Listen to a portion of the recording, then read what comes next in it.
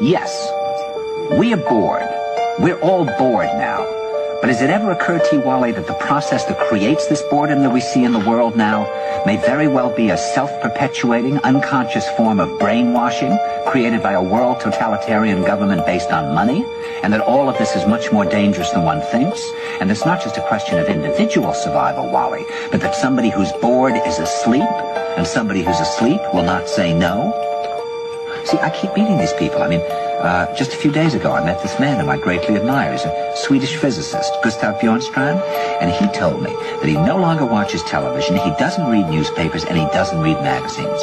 He's completely cut them out of his life because he really does feel that we're living in some kind of Orwellian nightmare now, and that everything that you hear now contributes to turning you into a robot.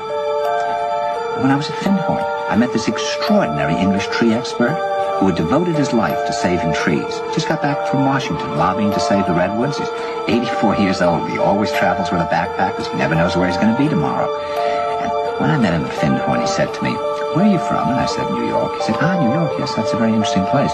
Do you know a lot of New Yorkers who keep talking about the fact that they want to leave but never do?" And I said, "Oh, yes." And he said, "Why do you think they don't leave?" I gave him different banal theories. He said, "Oh, I don't think it's that way at all."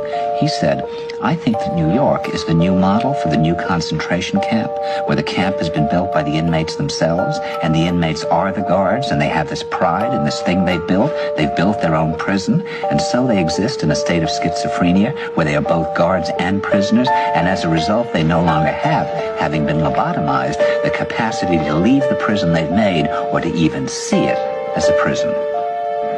And then he went into his pocket and he took out a seed for a tree and he said, "This is a pine tree." He put it in my hand and he said, "Escape before it's too late." See, actually for 2 or 3 years now, Chiquita and I have had this very unpleasant feeling that we really should get out. And we really feel like Jews in Germany in the late 30s. Get out of here. Of course, the problem is where to go, because it seems quite obvious that the whole world is going in the same direction.